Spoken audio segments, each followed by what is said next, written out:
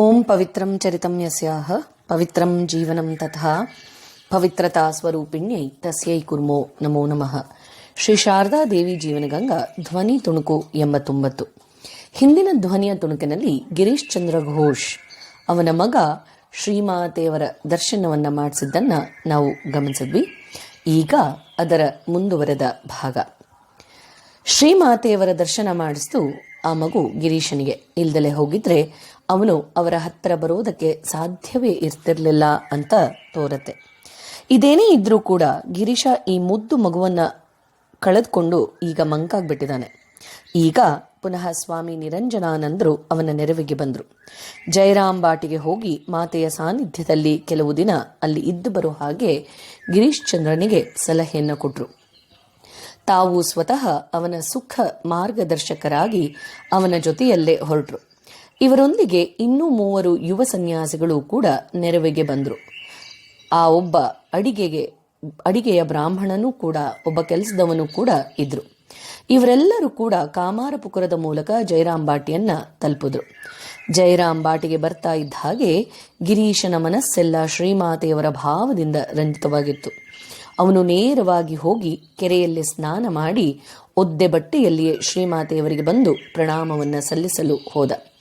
ದೇವಸ್ಥಾನದ ಪುಷ್ಕರಣಿಯಲ್ಲಿ ಸ್ನಾನ ಮಾಡಿ ದೇವರ ದರ್ಶನಕ್ಕೆ ಹೋಗೋ ಹಾಗೆ ಭಾವಾತಿಶಯದಿಂದ ಅವನ ಶರೀರವೆಲ್ಲ ಕಂಪಿಸಿ ಹೋಯಿತು. ಹೋಗಿ ಶ್ರೀಮಾತೆಯವರ ಪಾದಗಳಿಗೆ ತಲೆ ಮುಟ್ಟಿಸಿ ನಮಸ್ಕರಿಸಿ ತಲೆ ಎತ್ತಿ ಹೇಳ್ತಾನೆ, ಮೊಟ್ಟ ಮೊದಲ ಬಾರಿಗೆ ಪವಿತ್ರತಾ ಸ್ವರೂಪಿಣಿಯಾದ ಅವರ ಮುಖದರ್ಶನವನ್ನ ಮಾಡ್ದ. ತಕ್ಷಣವೇ ಅವನ ಸುಪ್ತ ಮನಸ್ಸಿನ ಆಳದೊಳಗಿಂದ ಯಾವುದೋ ನೆನಪು ಒತ್ತರಿಸಿ ಬಂದು ಬೆಕ್ಕಸ ಬೆರಗಾಗಿ ನಿಂತುಬಿಟ್ಟ. ವಿಸ್ಮಯಾನಂದಗಳಿಂದ ತನಗೆ ತಾನೇ ಹೇಳ್ಕೊಳ್ತಾನೆ, ಆಹಾ ತಾಯಿ, ನನಗೆ ಗೊತ್ತಾಗ ಹೋಯ್ತು ಅದು ನೀನೇ ಅಂತ. ಅಂದಿನವರೆಗೂ ಕೂಡ ಗಿರೀಶ ತಾನು ಶ್ರೀಮಾತೆಯವರ ಮುಖವನ್ನ ಕಂಡಿಲ್ಲ ಆದದ್ರಿಂದ ಅಂತಲೇ ತಿಳಿದಿದ್ದ. ಆದರೆ ಅವನಾಗಲೇ ಅವರನ್ನೊಮ್ಮೆ ಈಗಾಗಲೇ ಕಂಡಿದ್ದಾನೆ. ಅವನಿಗೆ ಆ ದಿವ್ಯ ವದನದ ನೆನಪು ಈಗ ಸ್ಪಷ್ಟವಾಗಿದೆ. ಅರೆರೆ, ಇದೇಕ್ ಸಾಧ್ಯ? ತಾನು ಹಿಂದೆ ಅವರನ್ನ ಕಂಡ ಸಂದರ್ಭ ಅವನ ಮನದಲ್ಲಿ ಮರಕಳಿಸಿ ಬಂತು. ಅದು 16 ವರ್ಷಗಳ ಹಿಂದಿನ ಕತೆ. ಆಗ ಅವನೊಬ್ಬ ಸ್ವೇಚ್ಛಾಚಾರಿ ಲಂಪಟ ಕುಡುಕ. ಸುತ್ತಮುತ್ತಲಿನ ಸಜ್ಜನರ ಪಾಲಿಗೆ ಅವನೊಂದು ತೋಳದ ಹಾಗೆ ಕಾಣ್ತಿದ್ದ. ಹೀಗೆ ಇದ್ದವನು ಇದ್ದಕ್ಕಿದ್ದ ಹಾಗೆ ವಿಧಿಯ ಹೊಡೆತಗಳಿಗೆ ಈಡಾಗಿದ್ದ. ಅವನ 2 ಸಹೋದರರು, 2 ಸಹೋದರಿಯರು ಮತ್ತು ಕೈ ಹಿಡಿದ ಹೆಂಡತಿ ಇವರೆಲ್ಲ ಒಬ್ಬರಾದ ಮೇಲೊಬ್ಬರು ಹಾಗೆ ತೀರಿ ಹೋದ್ರು. ಬದುಕಿಗೆ ಸ್ಥಿಮಿತ ತಂದುಕೊಳ್ಳೋದಕ್ಕೆ ಪ್ರಯತ್ನಿಸ್ತಾ ಇದ್ದ. ತನ್ನ ಆಪ್ತರ ಒತ್ತಾಯಕ್ಕೆ ಮಣಿದು ಗಿರೀಶ್ ಚಂದ್ರ ಘೋಷ್ 1 ವರ್ಷದ ಮೇಲೆ ಮತ್ತೆ ಮದುವೆಯಾದ. ಅದಾಗಿ 6 ತಿಂಗಳಾಗುವಷ್ಟರಲ್ಲೇ ಅವನೇ ಭಯಂಕರ ಕಾಲರ ರೋಗಕ್ಕೆ ಬಲಿಯಾಗಿ ಹಾಸಿಗೆಯನ್ನು ಕೂಡ ಹಿಡ್ದ. ಅವನಿನ್ನು ಬದುಕುಳಿಯುವ ಸಂಭವವೇ ಇರಲಿಲ್ಲ. ಡಾಕ್ಟರು ಸೇರಿದ ಹಾಗೆ ಎಲ್ಲರೂ ಕೂಡ ಅವನನ್ನು ಕೈಬಿಟ್ಟಿದ್ರು. ಆಗ ಅರ್ಧಮರ್ಧ ಪ್ರಜ್ಞೆಯ ಸ್ಥಿತಿಯಲ್ಲಿ ಅವನಿಗೊಂದು ದರ್ಶನ ಆಯಿತು. ಅದರಲ್ಲಿ ಅವನು ಶ್ವೇತ ವಸ್ತ್ರವನ್ನು ಧರಿಸಿದ್ದ ದೇವತೆಯೊಬ್ಬಳನ್ನ ಕಂಡ. ಗಾಂಭೀರ್ಯ ಸೌಂದರ್ಯಗಳಿಂದ ಆಕೆ ಬೆಳಗ್ತಾ ಇದ್ಲು. ಮುಖದಲ್ಲಿ ಕರುಣೆ, ವಾತ್ಸಲ್ಯ ಎದ್ದು ಕಾಣ್ತಿತ್ತು. ಆಕೆ ಅವನ ಬಾಯಿಗೆ ಜಗನ್ನಾಥನ ಪ್ರಸಾದವನ್ನು ಹಾಕ್ತಾ, ಇದನ್ನ ತಿನ್ನು ಮಗು, ನೀನು ಬೇಗ ಗುಣ ಹೊಂದ್ತೀಯಾ ಅಂತ ಹೇಳಿದ್ಲು. ಗಿರೀಶ್ ಅದನ್ನ ತಿಂದ. ಒಡನೆಯೇ ಅವನಿಗೆ ಬಾಹ್ಯ ಪ್ರಜ್ಞೆ ಮರಕಳಿಸಿ ಬಂತು. ಆಗತಾನೆ ಆಗಿದ್ದಂತಹ ಆ ಅತೀಂದ್ರಿಯ ಅನುಭವ ಅದೆಷ್ಟು ಸಹಜವಾಗಿತ್ತು ಅಂತ ಹೇಳಿದ್ರೆ, ಕನಸು ಮುಗಿದು ಎಚ್ಚೆತ್ತಾಗ್ಲೂ ಕೂಡ ಅವನ ನಾಲಿಗೆಯಲ್ಲಿ ಆ ಪ್ರಸಾದದ ರುಚಿ ಇನ್ನು ಹಾಗೆಯೇ ಇತ್ತು. ಅವನು ಆಶ್ಚರ್ಯಕರ ರೀತಿಯಲ್ಲಿ ಗುಣ ಹೊಂದ್ಕೊಂಡ. ಆ ಘಟನೆಯಾಗಿ 16 ವರ್ಷಗಳೇ ಈಗ ಕಳೆದು ಹೋಗಿದೆ. ಈ ನಡುವೆ ಅವನ ಜೀವನದಲ್ಲಿ ಅದೆಷ್ಟೋ ಪರಿವರ್ತನೆಗಳೆಲ್ಲವೂ ಕೂಡ ಆಗ್ಬಿಟ್ಟಿದೆ. ನಿಜಕ್ಕೂ ಅವನಿಗೆ ಆ ಘಟನೆ ಮರ್ತೇ ಹೋಗಿರಬಹುದಾಗಿತ್ತು. ಆದರೆ ಇದು ಶ್ರೀಮಾತೆಯವರ ಮುಖದರ್ಶನ ಮಾಡಿದಾಗ ಗಿರೀಶ್ ಚಂದ್ರ ಘೋಷ್ ತಾನು ಹಿಂದೆ ಕನಸಿನಲ್ಲಿ ಕಂಡಿದ್ದಂತಹ ಅದೇ ಮುಖವನ್ನ, ಅದೇ ಪ್ರಭೆಯನ್ನ ಈಗ ಕಾಣ್ತಾ ಇದ್ದಾನೆ. ಅಷ್ಟೊಂದು ದೀರ್ಘಕಾಲ ಕಳೆದ ಮೇಲೆ ಇಂದು ಅವನಿಗೆ ತಿಳಿತು, ತನ್ನನ್ನ ಅಂದು ಕಾಪಾಡಿದವಳು, ಇಲ್ಲಿಯವರೆಗೆ ರಕ್ಷಿಸಿಕೊಂಡು ಬಂದವಳು ಈ ದಿವ್ಯ ಮಾತೆಯೇ ಅಂತ. ಆದ್ದರಿಂದ ಅವನು ಆಶ್ಚರ್ಯಚಕಿತನಾಗಿ ನಿಂತುಬಿಟ್ಟ. ಆದರೂ ಅವರನ್ನೇ ಕೇಳಿ ಇದನ್ನು ದೃಢಪಡಿಸಿಕೊಳ್ಳುವಂಥ ಮನಸ್ಸಾಯಿತು ಗಿರೀಶ್ಗೆ. ಶ್ರೀಮಾತೆಯವರು ಪುರುಷ ಭಕ್ತರೊಂದಿಗೆ ಮುಖ ಕೊಟ್ಟು ಮಾತನಾಡ್ತಾ ಇರಲಿಲ್ಲ ಅಂತಾದ್ದರಿಂದ ಇನ್ನೊಬ್ಬರ ಮೂಲಕ ಅವರನ್ನ ಕೇಳಿಸ್ದ. ಅವರು ಹಿಂದೆ ಎಂದಾದರೂ ತನಗೆ ಇದೇ ರೂಪದಲ್ಲಿ ದರ್ಶನ ಕೊಟ್ಟಿದ್ದುಂಟೇನೋ ಅಂತ. ಕೂಡಲೇ ಶ್ರೀಮಾತೆಯವರು ಹೇಳ್ತಾರೆ, ಹೌದು ಮಗು ಅಂತ. ಅವರು ಹೌದು ಅಂದದ್ದೇ ಮತ್ತೊಂದು ಅದ್ಭುತ ಸಂಗತಿ. ಒಂದು ವೇಳೆ ಗಿರೀಶನ ಭಾವನೆ ತಪ್ಪಾಗಿದ್ದಿದ್ರೆ ಅಥವಾ ಅವನಿಗೆ ಆದ ದರ್ಶನವೇ ಒಂದು ವಿಭ್ರಮೆ ಮಾತ್ರವಾಗಿದ್ದಿದ್ರೆ ಸತ್ಯಸಂಧರಾದ ಶ್ರೀಮಾತೆಯವರು ಖಂಡಿತವಾಗಿಯೂ ಇಲ್ಲ ಇಲ್ಲ ಹಾಗೇನಿಲ್ಲ ಅಂತ ಉತ್ತರಿಸ್ತಾ ಇದ್ರು. ಆದರೂ ಗಿರೀಶನಿಗೀಗ ಪೂರ್ತಿ ಸಮಾಧಾನವಾಗಿಲ್ಲ. ಆದ್ರಿಂದ ಇನ್ನೊಂದು ಸಂದರ್ಭದಲ್ಲಿ ಅವರನ್ನೇ ಹೀಗೆ ಕೇಳ್ದ, ಅಮ್ಮ, ನೀವು ನನಗೆ ಅದೆಂತಹ ತಾಯಿ ಅಂತ. ಅವನ ಸಂದೇಹವನ್ನು ಗುರುತಿಸಿದಂತಹ ಶ್ರೀಮಾತೆಯವರು ತಕ್ಷಣವೇ ಉದ್ಗರಿಸಿ ಹೇಳ್ತಾರೆ, ಮಗು, ನಾನು ನಿನ್ನ ನಿಜವಾದ ತಾಯಿನಪ್ಪ. ನಾನು ನಿನ್ನ ಗುರುಪತ್ನಿ ಅನ್ನೋ ದೃಷ್ಟಿಯಿಂದಾಗಲಿ ಅಥವಾ ಇನ್ಯಾವುದೇ ಸಂಬಂಧ ಕಲ್ಪಿಸಿಯಾಗಲಿ ಹೀಗೆ ಹೇಳ್ತಾ ಇಲ್ಲ, ಅಥವಾ ಸುಮ್ಮನೆ ಬಾಯಿ ಮಾತಿನಿಂದ ತಾಯಿ ಅಂತ ಕರೆಸ್ಕೊಳ್ಳೋಳಲ್ಲ. ನಾನು ನಿನ್ನ ಸ್ವಂತ ತಾಯಿ ಅಂತ ಶ್ರೀಮಾತೆಯವರು ತಿಳಿಸಿದ್ರು. ಗಿರೀಶನ ಸಂಶಯ ಈಗ ಪೂರ್ತಿಯಾಗಿ ತೊಲಗಿ ಹೋಯಿತು. ತನ್ನ ನಿಜವಾದ ತಾಯಿಯ ಚರಣಕ್ಕೆ ಮಣಿದು ಬಿಟ್ಟ. ಇದೊಂದು ನಿಜಕ್ಕೂ ಕೂಡ ರೋಮಾಂಚಕಾರಿ ಸತ್ಯ ಘಟನೆ. ಶ್ರೀಮಾತೆಯವರು ಮನುಷ್ಯ ಮಾತ್ರರಂತೆ ಅತ್ರು, ಮನುಷ್ಯ ಮಾತ್ರರಂತೆ ನಕ್ರು, ಮನುಷ್ಯ ಮಾತ್ರರ ಹಾಗೆ ಕಷ್ಟಪಟ್ರು, ಸುಖಪಟ್ರು ಅಥವಾ ಹಾಗೆಂಬಂತೆ ಸುತ್ತಲಿನವರಿಗೆ ತೋರಿತು ನಿಜ. ಆದರೆ ಅಂದು ಅಲ್ಲಿ ಆ ಹೆಂಡ ಕುಡುಕ ಪದ್ಮ ವಿನೋದ ಇವರಲ್ಲೇನ್ ಕಂಡ? ಇಂದು ಈ ಹೆಂಡ ಕುಡುಕ ಗಿರೀಶ ಇವರಲ್ಲೇನ್ ಕಂಡ?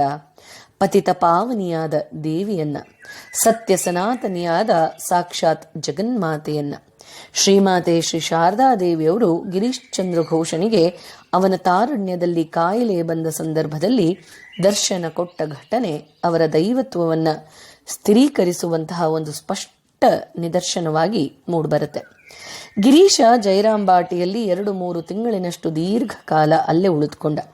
ಶ್ರೀಮಾತೆಯವರ ವಾತ್ಸಲ್ಯದ ತಂಪಿನಿಂದ ಅವನ ದುಃಖದ ತಾಪ ಅದೆಷ್ಟೋ ತಣಿಸ್ತು. ಗಿರೀಶ ಕವಿ, ನಾಟಕಕಾರ, ಹಾಗೆ ನಟ. ಅವನದ್ದು ಮೂಲತಃ ಭಾವುಕ ಪ್ರವೃತ್ತಿ. ಆದ್ದರಿಂದ ಆತ ಆ ಗ್ರಾಮ ಜೀವನದ ಸರಳ ಸೌಂದರ್ಯವನ್ನು ವಿಶೇಷವಾಗಿ ಮನದಣಿಯೇ ಅನುಭವಿಸ್ತ. ಅಲ್ಲಿ ನಗರದ ಗದ್ದಲವಿಲ್ಲ, ಯಾರ ತಂಟೆ ತಕರಾರು ಕೂಡ ಇಲ್ಲ. ನಿರಂತರವಾಗಿ ಓಡಾಡ್ಕೊಂಡಿದ್ದ. ರೈತರೊಡನೆ ಹೊಲಗದ್ದೆಗಳಿಗೆ ಹೋಗಿ ಬಂದ. ಶ್ರೀಮಾತೆಯವರ ಕೈಯಿಂದ ಹೊಟ್ಟೆ ತುಂಬ ಪ್ರಸಾದವನ್ನು ಕೂಡ ಪಡೆದುಕೊಂಡು ತಿಂದ. ಅವನ ಬಾಯಲ್ಲಿ ಯಾವಾಗ ನೋಡಿದ್ರೂ ಶ್ರೀರಾಮಕೃಷ್ಣರ ಕುರಿತಾದ ಮಾತೇ ಇರ್ತಿತ್ತು. ಮಾತು ಮುಗಿದರೆ ರಾಮಕೃಷ್ಣ ಭಾವದಲ್ಲೇ ಅಲ್ಲಿನ ತನ್ಮಯತೆ. ಸಂಜೆ ಆಯಿತು ಅಂತ ಹೇಳಿದ್ರೆ ಮೈದಾನದಲ್ಲಿ ಸೂರ್ಯಾಸ್ತಮಾನದ ಸೊಬಗನ್ನು ಸವಿತಾ ಕುಳಿತುಕೊಂಡ್ಬಿಡ್ತಿದ್ದ. ಇವನ ಈ ಬಗೆಯ ಭಾವುಕತೆಯನ್ನು ಕಂಡ ಹಳ್ಳಿಯ ಜನ ಈತ ಒಬ್ಬ ನಿಜಕ್ಕೂ ಕೂಡ ವಿಶೇಷ ವ್ಯಕ್ತಿ ಅಂತ ಅವನನ್ನ ಗುರುತಿಸಿದ್ರು. ಅವನ ಬಗೆಗೆ ಇತರರನ್ನ ವಿಚಾರಿಸಿದಾಗ ಅವನೊಬ್ಬ ಪ್ರಸಿದ್ಧ ನಾಟಕಕಾರ, ಅಭಿನಯ ಕುಶಲಿ, ಅಷ್ಟೇ ಅಲ್ಲದಲೆ ಅವನೊಬ್ಬ ಕವಿ ಅನ್ನೋದು ಕೂಡ ತಿಳಿದು ಬಂತು. ಹಳ್ಳಿಗರ ಆಸಕ್ತಿ ಇವನ ಮೇಲೆ ಕೆರಳಿ ನಿಲ್ತು. ಅವರೆಲ್ಲ ಅವನನ್ನು ಸುತ್ತುವರೆದು ಅವನು ರಚಿಸಿದಂತಹ ಕವನಗಳನ್ನು ಅವನಿಂದಲೇ ಹಾಡಿಸಿ ಕೇಳೋದಕ್ಕೆ ಬಯಸಿದ್ರು. ಆದರೆ ಗಿರೀಶ್ ಚಂದ್ರ ಘೋಷ್ ತಾನು ಕವನಗಳನ್ನು ರಚಿಸುವವನೇ ಹೊರತು ಹಾಡುವವನಲ್ಲ ಅಂತ ತಿಳಿಸ್ದ. ಅವನು ಹಾಗೆ ಹೇಳಿ ತಪ್ಪಿಸಿಕೊಳ್ಳೋದಕ್ಕೆ ನೋಡಿದ್ರೂ ಕೂಡ ಆ ಹಳ್ಳಿ ಜನ ಬಿಡಬೇಕಲ್ಲ. ಕೊನೆಗೆ ಅವನು ಹಾಡಲೇಬೇಕಾಗಿ ಬಂತು. ತುಂಬ ಭಾವಪೂರ್ಣವಾದ ಭಕ್ತಿ ರಸ ಭರಿತವಾದಂತಹ ಹಾಡುಗಳು ಅವಾಗಿದ್ವು. ಅವನು ಆ ಹಾಡುಗಳಿಗೆ ಮತ್ತಷ್ಟು ಜೀವ ತುಂಬುವ ಹಾಗೆ ಹಾಡ್ದ. ಹಳ್ಳಿಗರು ಬಹಳ ಸಂತೋಷಪಟ್ಟರು. ಶ್ರೀಮಾತೆಯವರು ಕೂಡ ಅವನ ಹಾಡುಗಳನ್ನು ಮರೆಯಿಂದಲೇ ಆಲಿಸಿ ಕೇಳಿ ಕೆಲವನ್ನ ತಾವು ಕೂಡ ಕಲ್ತ್ಕೊಂಡ್ರು. ಮುಂದೆ ಶಿಷ್ಯರ ಸಂತೋಷಕ್ಕೆ ಅಂತ ಕೆಲವನ್ನ ಹಾಡಿ ತೋರಿಸಿದ್ದು ಕೂಡ ಉಂಟು. ಗಿರೀಶ ಈಗ ಮಾತೆಯ ಹೆಗಲೇರಿದ ಮಗುವಿನ ಹಾಗೆ ನಿರಾಳ ಮನಸ್ಕನಾಗಿ ಆನಂದದಿಂದ ಇದ್ದುಬಿಟ್ಟಿದ್ದಾನೆ.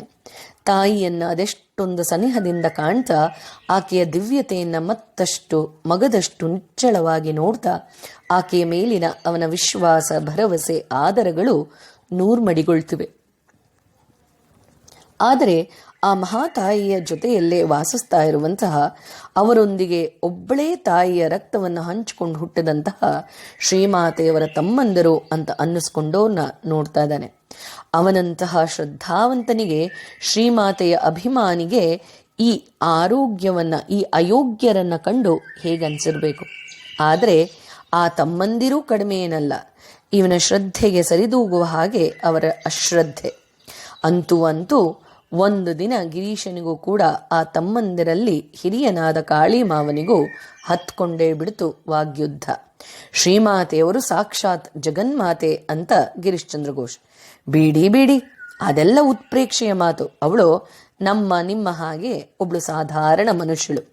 ನೀವೆಲ್ಲ ಸೇರ್ಕೊಂಡು ಇವತ್ತು ಅವಳನ್ನು ಜಗನ್ಮಾತೆ, ಆದ್ಯಾಶಕ್ತಿ ಅಂತ ಅದೇನೇನೋ ಕರೀತಾ ಇದ್ದೀರಾ ಅಷ್ಟೆ. ಅಲ್ಲ, ನಾವೆಲ್ಲ ಒಂದೇ ತಾಯಿಯ ಗರ್ಭದಿಂದ ಬಂದಿಲ್ವೇನೋ? ನಮಗೆ ಮಾತ್ರ ಆ ವಿಚಾರ ಕಿಂಚಿತ್ತೂ ತಿಳಿಯದೆ ಹೋಯ್ತೇನೋ ಅಂತ ಕಾಳಿಮಾವ ಕೇಳ್ದ. ಈ ವಾದವನ್ನು ಕೇಳಿ ಗಿರೀಶನಿಗೆ ಬಿಸಿ ಏರ್ತು. ಅವನು ತನ್ನ ಗಂಭೀರ ಸ್ಥಿರ ಕಂಠದಿಂದ ಗರ್ಜಿಸ್ದ, ಛೇ, ಏನ್ ಮಾಡ್ತಾ ಇದ್ದೀರಿ ನೀವೆಲ್ಲ? ನೀವು ಕೇವಲ ಒಬ್ಬ ಸಾಮಾನ್ಯ ಹಳ್ಳಿ ಬ್ರಾಹ್ಮಣರಷ್ಟೇ. ನಿಮ್ಮ ಕುಲ ಧರ್ಮವಾದ ಹವನ, ಸ್ವಾಧ್ಯಾಯ, ಪ್ರವಚನಗಳನ್ನ ಬಿಟ್ಟು ಕೃಷಿ ಕೆಲಸ ಮಾಡ್ಕೊಂಡು ಹೊಟ್ಟೆ ಹೊರೆದುಕೊಳ್ತಿರುವವರು ನೀವು. ಈ ಕ್ಷಣ ಯಾರಾದರೂ ನಿಮಗೊಂದು ಎತ್ತನ್ನ ದಾನವಾಗಿ ಕೊಡ್ತೇನೆ ಅಂದರೆ ಸಾಕು, 6 ತಿಂಗಳು ಬೇಕಾದರೂ ಕೂಡ ಅವರ ಹಿಂದೆ ಮುಂದೆಯೇ ಓಡಾಡಿಕೊಂಡಿದ್ದು ಅವರ ತಾಳಕ್ಕೆ ತಕ್ಕ ಹಾಗೆ ಕುಣಿತೀರಿ. ಹೀಗಿರುವಾಗ ಸಮಸ್ತ ಭುವನವನ್ನೇ ಮೋಹದಲ್ಲಿ ಮುಳುಗಿಸಿರುವಂತಹ ಆದ್ಯಾಶಕ್ತಿಗೆ ತಾನು ಕೇವಲ ನಿಮ್ಮ ಅಕ್ಕ ಅನ್ನುವಂತಹ ಭ್ರಮೆಯಲ್ಲಿ ನಿಮ್ಮ ಜೀವಮಾನವಿಡೀ ಮುಳುಗಿಸಿರೋದೊಂದು ಅಸಾಧ್ಯದ ಕೆಲಸವೇನೋ? ಹೋಗಿ, ನಿಮಗೆ ಇಹದಲ್ಲಿ ಭುಕ್ತಿ, ಪರದಲ್ಲಿ ಮುಕ್ತಿ ಅನ್ನೋದೇನಾದರೂ ಬೇಕಾಗಿದ್ರೆ ಮಾತೆಯವರ ಪದತಲದಲ್ಲಿ ಹೋಗಿ, ಈ ಕೂಡಲೇ ಶರಣಾಗಿ ಹೋಗಿ. ನಾನು ಹೇಳ್ತಾ ಇದ್ದೇನೆ, ಈಗಲೇ ಹೋಗಿ, ಉದ್ಧಾರವಾದರೂ ಆಗ್ತೀರಾ ಅಂತ ಗಿರೀಶ ಹೇಳ್ದ. ಗಿರೀಶನ ಆ ಮಾತುಗಳಲ್ಲಿ ಅದೆಂತಹ ಶಕ್ತಿ ಇತ್ತು ಅಂದರೆ ಕಾಳಿಮಾವ ನಿಜಕ್ಕೂ ಕೂಡ ತಬ್ಬಿಗ್ಬಾಗ್ಬಿಟ್ಟ. ಇನ್ನೇನು ಮಾಡೋದಕ್ಕೂ ತೋಚದಲೇ ಕೂಡಲೇ ಓಡಿ ಹೋಗಿ ತಮ್ಮ ಪ್ರೀತಿಯ ಅಕ್ಕನ ಪಾದಕ್ಕೆ ಮೆಣೆದು ಹೇಳ್ತಾನೆ, ಅಕ್ಕ, ನನಗೊಂದು ಅರ್ಥವಾಗೋದಿಲ್ಲ ಕಣೆ. ನೀನು ದೇವಿ ಅಂತ ಅವರೆಲ್ಲ ಹೇಳ್ತಿದ್ದಾರೆ, ನಿಜಕ್ಕೂ ಕೂಡ ನೀನು ಯಾರು? ನಿನ್ನ ನಿಜ ಸ್ವರೂಪ ಆದರೂ ಏನು ಅಂತ ಹೇಳಬೇಕು ಕಣೆ ಅಂತ ಕೇಳ್ಕೊಂಡ. ಆದರೆ ಶ್ರೀಮಾತೆಯವರು ಆಶ್ಚರ್ಯಗೊಂಡವ್ರ ಹಾಗೆ, ಏ ಕಾಳಿ, ಇದೇನು ಮಾಡ್ತಿದ್ಯಾ ನೀನು? ನಾನು ನಿನ್ನ ಅಕ್ಕ ಅಲ್ವೇನೋ ಅಂತ ಹೇಳಿದ್ರು. ಕಾಳಿ ಕುಮಾರನ್ಗೆ ಒಂದು ತರಹ ನಾಚಿಕೆ ಆಯಿತು. ನಾನು ಹಿಂದೆ ಅಂದ್ಕೊಂಡಿದ್ದೇ ಸರಿ, ಸುಮ್ಮನೆ ಇವನ ಮಾತು ಕೇಳ್ಕೊಂಡು ಬಂದಲ್ಲ ಅಂದ್ಕೊಳ್ತಾ ಬಂದ ದಾರಿಗೆ ಸುಂಕವಿಲ್ಲ ಅಂತ ಹಿಂದಿರುಗಿ ಹೋದ. ಆದರೆ ಗಿರೀಶ ಒಂದೇ ಸಲಕ್ಕೆ ಬಿಟ್ಕೊಡೋನಲ್ಲ. ಇನ್ನೂ ಒಮ್ಮೆ ಅವನನ್ನು ಪ್ರಚೋದಿಸಿ ಶ್ರೀಮಾತೆಯವರ ಬಳಿಗೆ ಕಳುಹಿಸೋದಕ್ಕೆ ಪ್ರಯತ್ನ ಮಾಡಿದ. ಆದರೆ ಕಾಳಿಮಾವ ಹೋಗೋದಕ್ಕೆ ನಿರಾಕರಿಸ್ಬಿಟ್ಟ. ಅವನು ನಾನು ನಿನ್ನ ಅಕ್ಕ ಕಣೋ ಅಂತ ಅಕ್ಕನೇ ಸ್ಪಷ್ಟವಾಗಿ ಹೇಳಿರುವಾಗ ಇನ್ನು ಈ ನಾಟಕದವನ ಮಾತನ್ನು ಕೇಳ್ಕೊಂಡು ನಾನು ಯಾಕೆ ಕುಣಿಬೇಕು ಅಂತ ಸುಮ್ಮನಾದ. ಸರಿ, ಅಷ್ಟೇ ನಿನ್ನ ಹಣೆ ಬರ ಅಂತ ಮರುಗಿದ ಗಿರೀಶ ಸುಮ್ಮನಾದ. ಶ್ರೀಮಾತೆಯವರು ಗಿರೀಶನನ್ನ ಅವನ ನಿರೀಕ್ಷೆಗೆ ಮೀರಿದಂತಹ ವಾತ್ಸಲ್ಯದಿಂದ ನೋಡ್ಕೊಳ್ತಿದ್ರು. ಗಿರೀಶನಿಗೆ ದಿನವೂ ಕೂಡ ಬೆಳಿಗ್ಗೆ ಚಹಾ ಇಲ್ದಲೆ ಹೋದರೆ ಸೂರ್ಯ ಮೇಲೇರೋ ಹಾಗೆ ಇರಲಿಲ್ಲ. ಆದರೆ ಆ ಹಳ್ಳಿಯಲ್ಲಿ ಹಾಲು ಸುಲಭವಾಗಿ ಸಿಗ್ತಿರಲಿಲ್ಲ. ಅವನ ಚಹಾಕ್ಕೆ ಬೇಕಾಗುವ ಸ್ವಲ್ಪ ಹಾಲಿಗಾಗಿ ಮನೆಯಿಂದ ಮನೆಗೆ ತಿರುಗಬೇಕಾಗಿ ಬರ್ತಿತ್ತು. ಶ್ರೀಮಾತೆಯವರು ಅದಕ್ಕೂ ಸಿದ್ಧರಾದರು. ಅವರು ಪ್ರತಿದಿನವೂ ಕೂಡ ಗಿರೀಶನಿಗೆ ಅಂತ ರುಚಿಯಾದ ಅಡಿಗೆಯನ್ನು ತಯಾರಿಸಿ ಅವನ ಬಳಿಯಲ್ಲೇ ಕುಳಿತು ಪ್ರೀತಿಯಿದ್ದ ತೃಪ್ತಿಯಾಗುವಷ್ಟು ಅವನಿಗೆ ಉಣಬಡಿಸ್ತಾ ಇದ್ರು ಶ್ರೀಮಾತೆಯವರು. ಗಿರೀಶನ ಹಾಸಿಗೆ ಬಟ್ಟೆಗೆ ಯಾವಾಗಲೂ ಮಂಜಿನ ಹಾಗೆ ಬೆಳ್ಳಗಿರ್ತಿತ್ತು. ಅದನ್ನು ಅಷ್ಟೊಂದು ಶುಚಿಯಾಗಿಡೋರು ಯಾರು ಅನ್ನೋದು ಅವನಿಗೆ ಮೊದಲು ಗೊತ್ತಾಗ್ತಿರ್ಲಿಲ್ಲ. ಬಹುಶಃ ಯಾರೋ ಕೆಲಸದವ್ರು ಮಾಡ್ತಿರ್ಬೋದು ಅಂತ ಭಾವಿಸಿದ್ದ. ಒಂದು ದಿನ ಸ್ವತಃ ಶ್ರೀಮಾತೆಯವರೇ ಕೆರೆಯಲ್ಲಿ ಆ ಬಟ್ಟೆಯನ್ನು ಸೋಪು ಹಾಕಿ ಒಗೆತಿರೋದನ್ನು ಕಂಡಾಗ, ಅದು ಕಣ್ಣಿಗೆ ಬಿದ್ದಾಗ ಅವನಿಗೆ ನಿಜ ಸ್ಥಿತಿಯ ಅರಿವಾಯಿತು. ಆ ಕ್ಷಣವೇ ಅವನ ಮನಸ್ಸು ಮೂಕವಾಗಿ ಬಿಡ್ತು ಅಂತ ಹೇಳ್ತಾ ಈ ಧ್ವನಿಯ ತುಣುಕಿಗೆ ಮುಕ್ತಾಯವನ್ನು ಹಾಡ್ತಾ ಇದ್ದೇನೆ. ಮುಂದಿನದನ್ನು ಶ್ರೀಮಾತೆಯವರ ಕೃಪೆಯಿಂದ ಮುಂದಿನ ಧ್ವನಿಯ ತುಣುಕಿನಲ್ಲಿ ಗಮನಿಸೋಣ. ಜಯ ರಾಮಕೃಷ್ಣ.